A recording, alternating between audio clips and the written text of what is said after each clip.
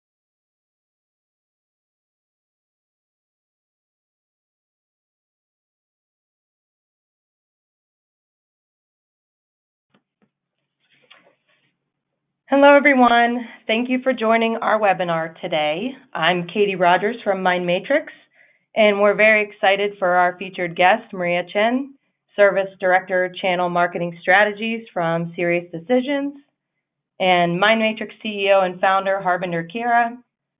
In today's webinar, we're going to be talking about driving positive business outcomes in today's buyer's journey. And we'll have a Q&A portion at the end, so feel free to head over to the control panel on the right side of your screen and type in any questions you may have throughout the broadcast, and we'll get to those at the end. You will receive a recording of today's webinar along with the deck within a day of the completion of this broadcast. I'm going to hand it over to Harbinder to talk a little bit about Mindmatrix and what we do, and then we'll jump right into it. Harbinder? Oh, thank you, Katie. Welcome to today's webinar. Just a little bit of overview of Mindmatrix. What we offer, Mindmatrix, we've been in business for 21 years. We provide a holistic platform to provide for channel enablement. So that includes partner relationship management combined with partner marketing automation and partner sales enablement. On top of that, we provide extensive services to drive partner adoption and engagement, that is concierge services.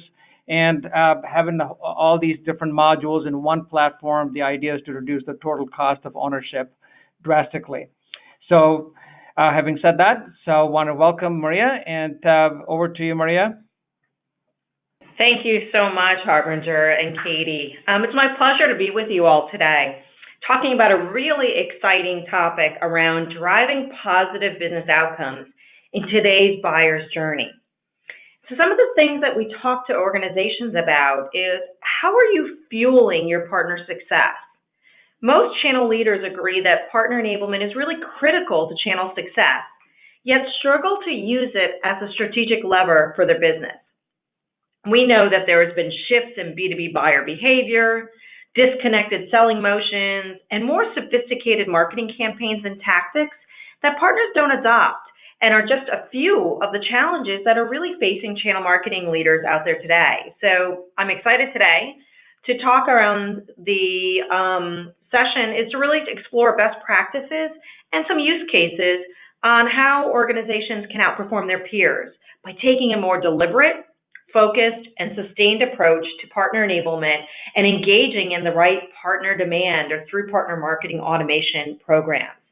So I'm going to offer some guidance around insights into some of the partner enablement foundations and processes for success. That seems to be a really hot topic out there today. We're going to look at more of a holistic approach to partner enablement that encompasses not just the partner organization, but partner audiences and key partner personas and the life cycle. And then we're really going to look at the impact that enablement has on driving partner demand program performance and best practices that are going to improve not only partner, but your buyer experiences. So let's get started. The challenges that we see in channel and partner marketing really encompass the fact that effectively enabling partners is a top challenge for channel leaders. And I don't know about you, but when I ask organizations, partner enablement tends to be everybody's job, but nobody's responsibility. So we want to make sure that we're talking about the strategic advantage or competitive advantage that B2B organizations have when they create an actual enablement strategy that not only encompasses the partner organization, but the different personas. So going beyond just partner sales. And how the impact of that enablement strategy can really optimize those investments that you're making on the demand side, which is really going to help increase your contribution to the health of the pipeline and to your organization's success. So we're going to look a little bit about what winners do and what they do differently. We're going to provide a look into the actual definition of partner enablement and what that encompasses. And we're going to take a look at that key critical nature of the enablement and the impact that it has on demand creation. But we first started to talk about the evolving buyer's journey. And so I want to take a step and introduce you to the SiriusDecisions depiction of the buyer's journey. This is a buyer's journey as SiriusDecisions has defined it, and the stages that a buyer goes through in their decision-making process during the buying cycle. There are 3 phases, each containing 2 decision gates through which a B2B purchasing decision is made. So the early stages of the buying cycle is all about education. And it's during this education phase that the buyer tries to understand a business problem or learn more about an opportunity. The buyer is looking really to become more informed and make a commitment to making change. The middle stage is about exploring possible solutions and then making a commitment to a solution. It's during this phase that the buyer will be focusing on understanding the benefits of one solution over another, as well as exploring the differentiation of all possible solutions. At this stage, buyers are focused on comparing all available options to find the one that will deliver the best result. And so then the last stage, the end stage, is all about vendor selection. And it's during this stage that the buying decision is actually made and formalized. This involves developing the business case, maybe proving out some return on investment or ROI, and gaining budget approval. And it usually requires a ratification process. So if this is the depiction of the buyer's journey and the stages that a buyer goes through, we need to look at the reality of buyer behavior and the pervasiveness of digital in the sales and marketing motion. There's been a lot of hype out there in the market about how much of the buyer's journey is done digitally, perhaps before somebody gets involved with talking to a salesperson. And based on the data that we have from buying studies, we have found that it's actually consistent across the buyer's journey, the use of digital, but also human-to-human interaction. And so this is good news. This is actually great news, particularly for your partners, because it shows that even in the early, mid, and late stages, that the influence of a salesperson is not only still high, but also from the research and the data that we found is essentially pretty positive. They're having positive interactions. We also have to recognize that digital is consistent across the buyer's journey from the early, mid, and late stages. So not only do buyers prefer to access information both digitally and human to human, they do it even in the late stages of the buyer's journey. So this is really important. And in fact, a way to describe this is to show you how you would map both digital touches and human touches across the buyer's journey and the customer life cycle. So if indeed the buyer's journey, 67% of the buyer's journey was done digitally before a buyer interacted with a salesperson, it would look like this. And now there's a lot of buzz in the industry with the belief that sales is being disintermediated by digital, and it's absolutely not true. In fact, not only is 67% of the buyer's journey not done just in these two stages, we've now debunked that and shown you in the previous slide that it's actually 67% consistent across all stages of the buyer's journey. But we find that buyers engage in digital and human-to-human interactions consistently throughout the buying process. So this is an area where we want to make sure that not only we as channel and partner marketers understand this, but we really highlight and educate our partners on what's going on in the B2B buyer behavior and why it's so critically important, not just to hone your sales skills, but also your digital marketing skills. And so if we really wanted to look at what the digital buyer's journey or the buyer's journey looks like, both digitally and human to human, it's going to look more like something like this. So if we're in a digital first environment, this would be where 65% or more of sales and marketing touch points are digital. This is when you're going after more of the general territory SMB space, where your tactics are more inbound and digitally focused. What you're going to see, and I like to call these a little bit of the digital heartbeat slides, what you're going to see is interactions that look something like this. There's going to be some digital interactions. There's also going to be areas where a buyer or a customer engages with a salesperson.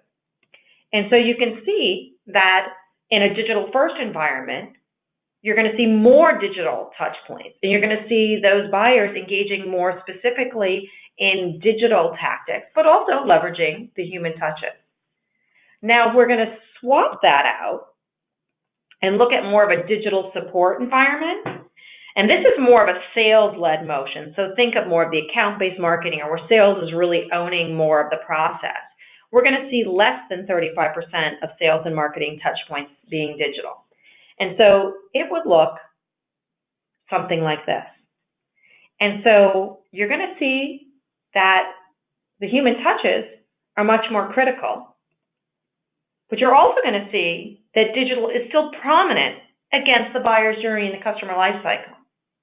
And another good point for your partners is we know that they really appreciate doing customer events, because that's where they get in front of the customer, and they might not be as savvy at digital. Digital and being savvy at digital is where we as channel marketers come in to add value. But this is also where we can see that they engage in both an event, like a customer conference, or they can actually still do their executive golf outings. But the reality and the message that we're trying to get out there is that it's an integrated approach.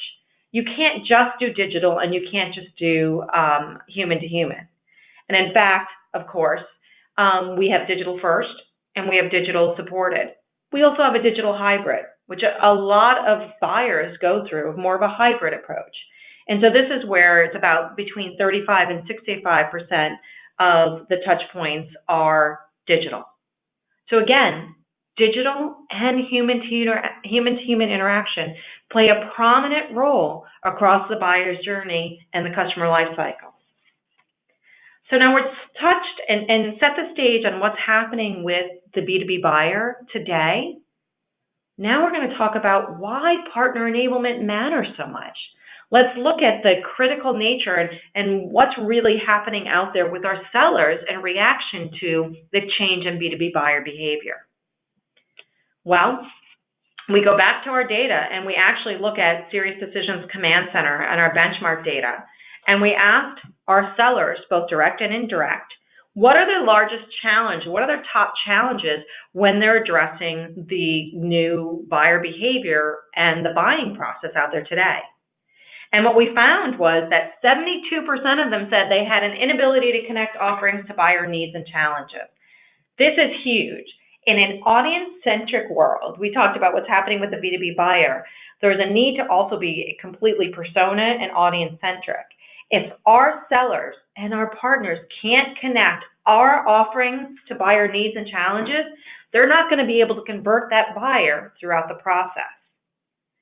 We also asked them about being able to measure up and speak to competitive issues and differentiation. And 69% of the sellers said they had an inability to differentiate offerings from the competition or the status quo to get them to move at the inflection point. Well, in the world of channel, we know that our partners represent more than just our brand.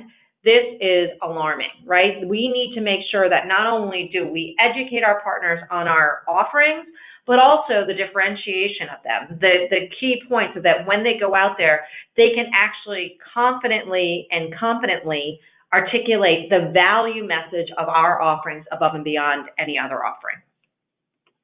And the last data point that I wanted to share with you around the top business challenges for sellers is that 65% of them said they had poor content quality or inaccessibility. And I talk about this to me rings of the content graveyard that many of our partner portals have become, right? We put anything that we've ever developed out there on our portal without packaging it up in a storytelling or buyer-enabled fashion. So we leave it up to our partners to navigate that area, to find what they're looking for either to help position our offerings with buyer needs or to, show the differentiation of our offerings. And these numbers indicate that there is a tremendous need to enable our sellers to not only market, sell, and support our offerings across the buyer's journey and across the customer lifecycle. There's a huge knowledge gap going on out there that we as organizations can close by really engaging with our portfolio marketing team and making sure we have the right content and messaging that we can deliver to our partners. Now, there's also the way that we deliver that to our partners. So I wanted to also touch on, it's not enough to get the right messaging out there. We need that enablement strategy. Why enablement matters so much is I showed you those numbers previously on the top challenges for sellers. The reaction to this, or the top method for partner enablement, according to our data and our studies, is that as partner enablement really becomes key to achieving our marketing growth, our channel marketing growth objectives, because we want to increase partner productivity, we have to seek more innovative methods to engage those individual partners in our enablement programs.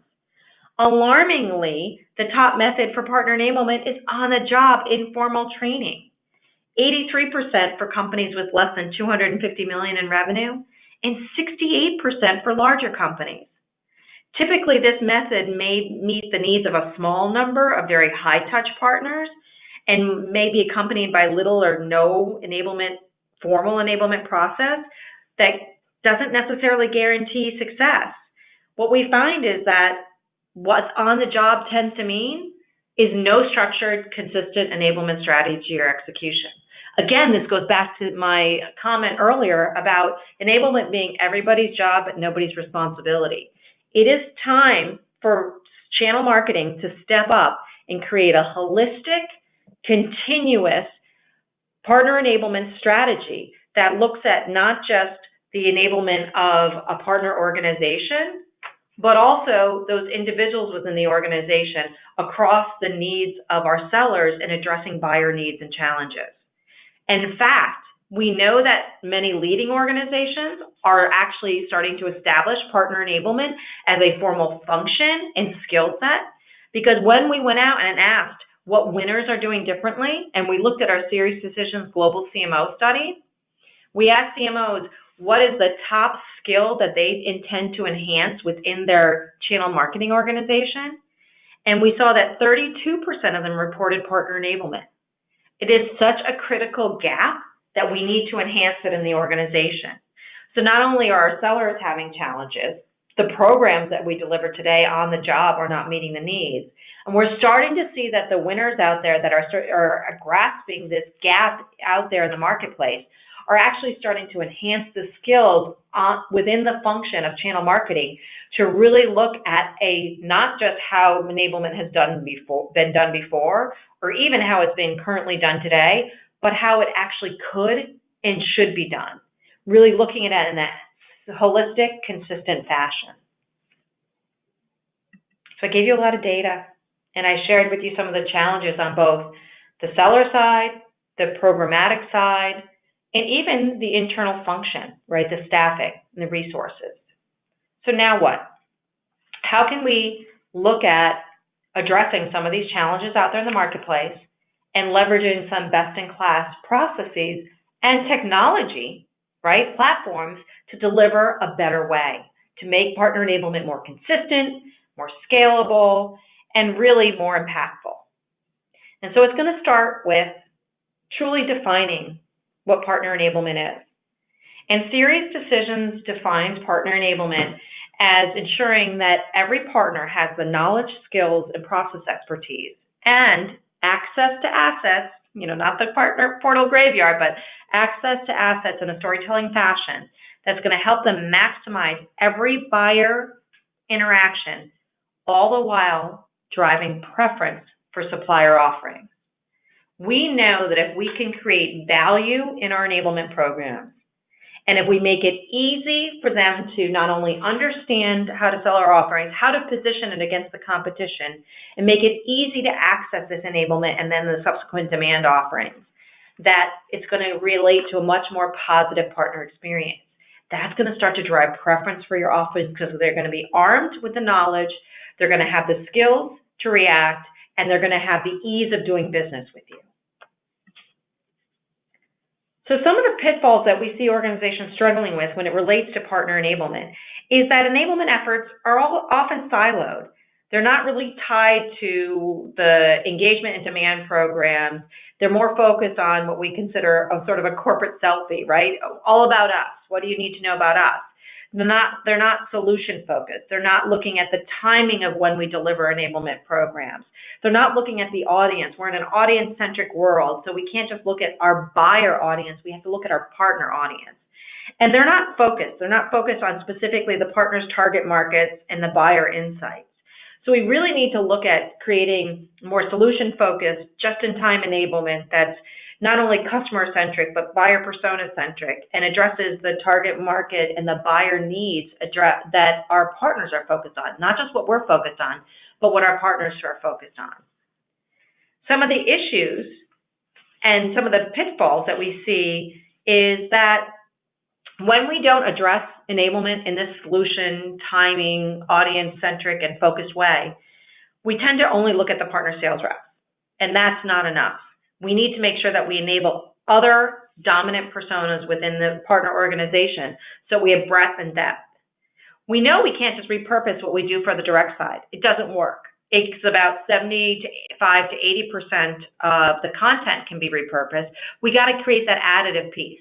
We have to add that differentiation from our competitors. We've got to create the right marketing programs and demand programs that align to the enablement. We've got to use incentives. We've got to look at how do we enable partners in a better way that it not only has a strategy, but is aligned to the partner lifecycle, so that we can move away from random acts of enablement. And when we do that, again, everybody's job, but nobody's responsibility, what we find is you're only as strong as your weakest channel account manager, because we can't consistently deliver a positive partner experience and the best enablement if we're relying on individuals that don't have that as part of their job description.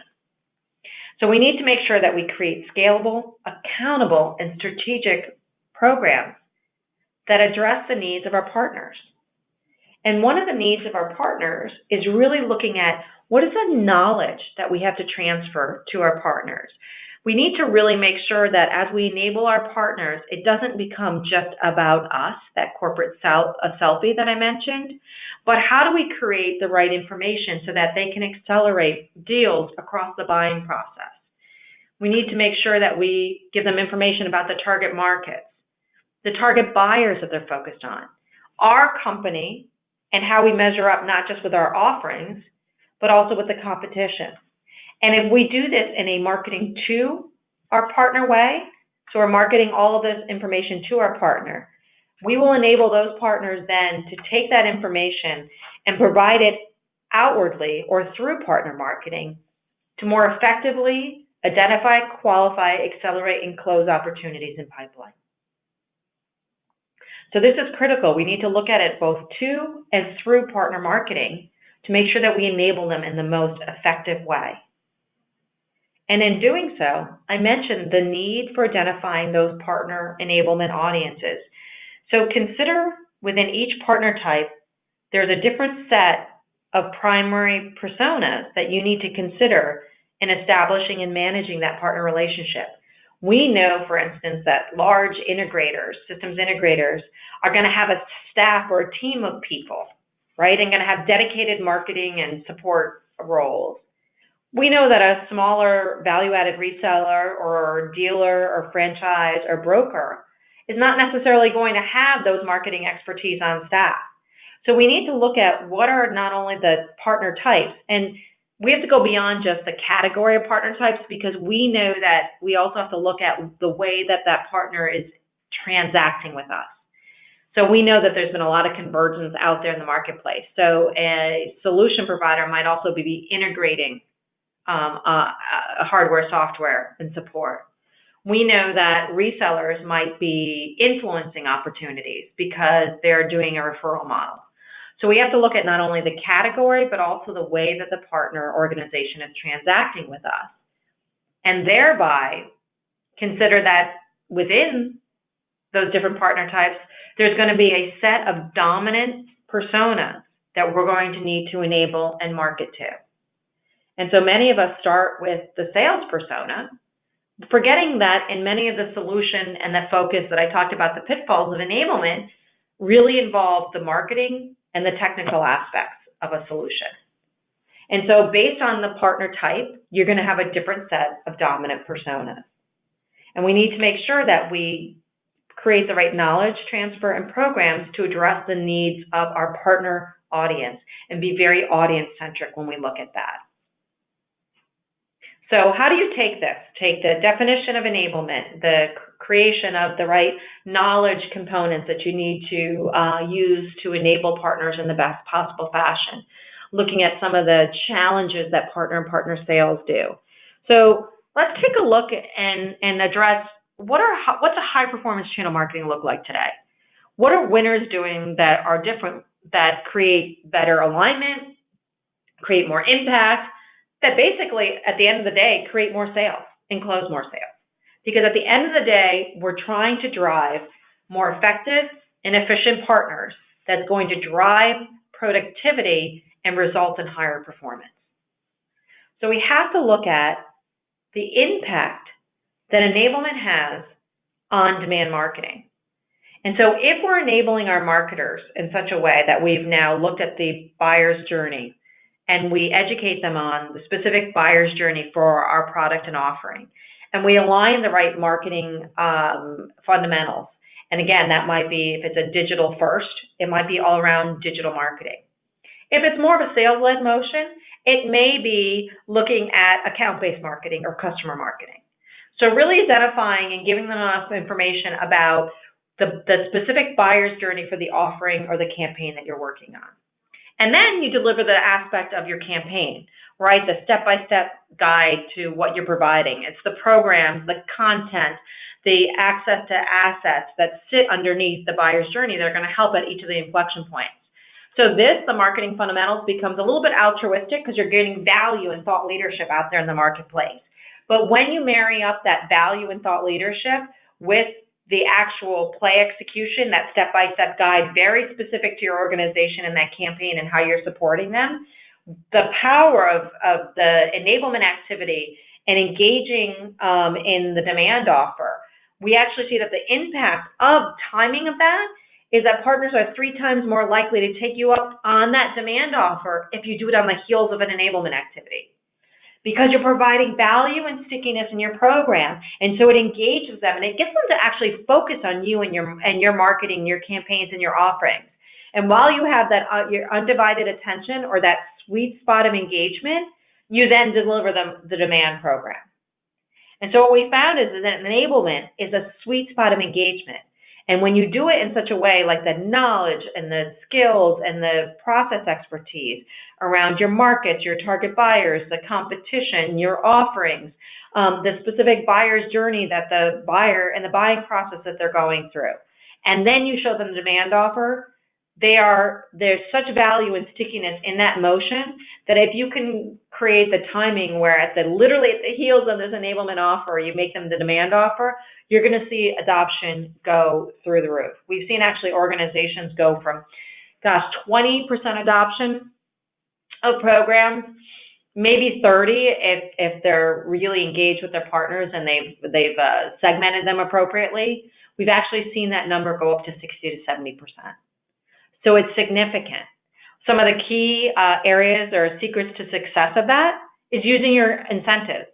If you allow incentives, you should use your incentives and reward partners for taking that enablement activity and towards those pre-approved, pre-packaged marketing plays that we know resonate more with the buyer's journey. So not only are you driving more utilization of your incentives, but you're also driving utilization of the better programs to reach buyers. And with any program, if you can create some concierge service to actually expedite the delivery of these campaigns and shepherd partners a bit through that process, you're also going to see higher adoption. So it's really about looking at as concierge services and incentives and saying, how can I scale the availability and delivery of these? So we talked a lot today about the evolution of what's going on and creating more positive outcomes in today's B2B buyer's journey. And some things that I want to highlight for you is that buyers have demonstrated a preference for digital. I've showed you that. They prefer to access information, and they're coming into the process much more informed and much more educated. So we need to be where our buyers are in their process and provide those partners that audience-centric content that helps them become part of the dialogue that those buyers are already having. And we know that buyers like to interact across the buyer's journey with salespeople and digitally. So we need to make sure our partners understand that their role in the journey is still absolutely critical and it's highly influential. So we need to make sure that we create the right enablement initiatives to support their engagement and their understanding of these digital initiatives and where they play. And it's a buyer's world. We need to understand that what the journey looks like is up to the buyer. It's not up to us to artificially dictate the steps that a buyer is going to go through. We need to look and become very, very audience-centric. You're hearing some themes here.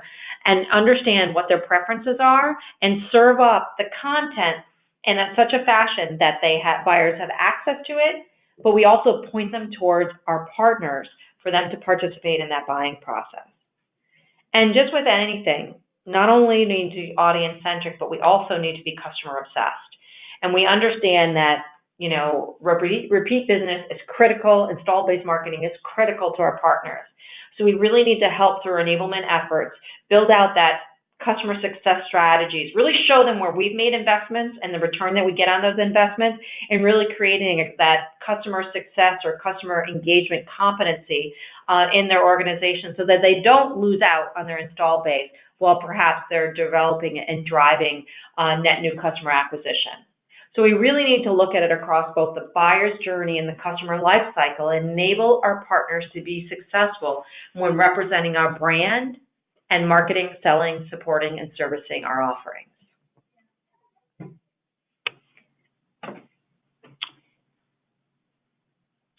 Thank you, Maria. So this is actually very helpful.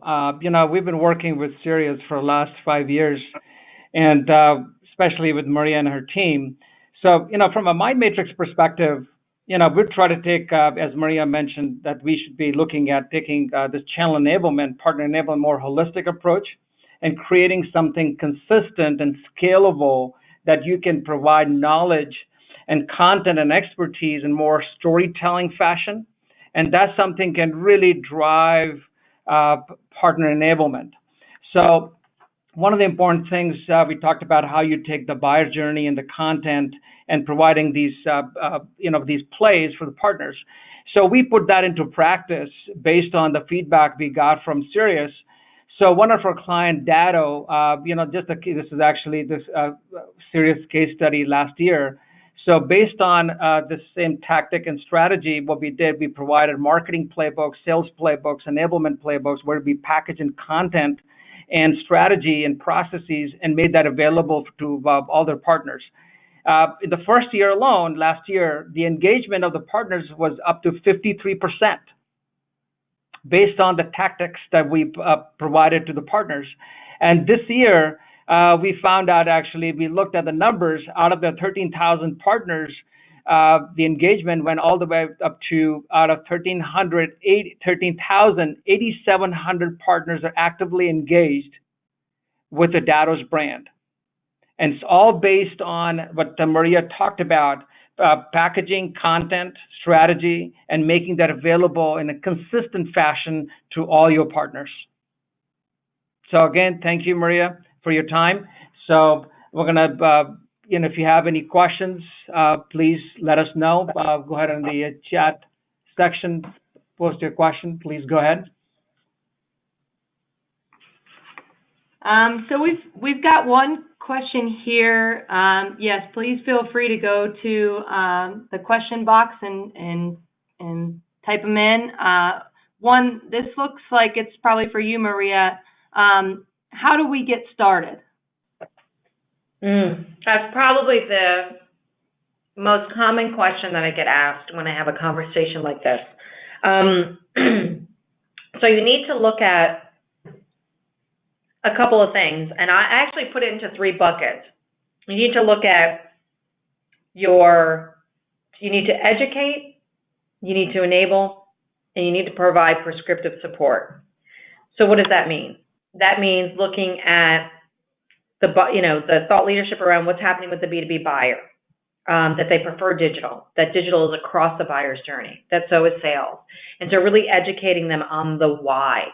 That's the thought leadership. The enable, and then you saw some of the example of the enable in what Harbinger just went through with Dado, it's the what. That's giving them the products and our offerings and our campaigns, like how are we going to support and enable you to reach these buyers. And then the last one is the prescriptive support, which is the how. And that's that process. That's in any incentive that you give. That's leveraging a platform like Mindmatrix to deliver this, to measure it, and then provide you reporting against that so that you see where you're having success. You can drive towards that 53% engagement across your partner ecosystem. So all too often we start with the what, all about us, our offerings, et cetera, and then how to access it. Here's our campaign, or here's the link to our portal, or our process for our platform. We tend to not do the why. So if you can do the why, the what, and the how, looking at it from an education, enablement, and prescriptive support, that's the process that you need to follow. Thank you, Maria. We have another question. It's, hey, we use Salesforce Community. How does this program integrate with Salesforce? I guess this is a question directed towards me. So, we have clients that use Salesforce Partner Community. So Mindmatrix platform seamlessly integrates with Partner Community, especially the partner marketing module. So partners logging into Salesforce Community can single sign on from Salesforce Community, and they can do marketing in a box, like 2 through 4 with partner marketing. So all the content and plays are made available within Salesforce Community. So it's pretty seamless. Okay, and I think we've got one final question.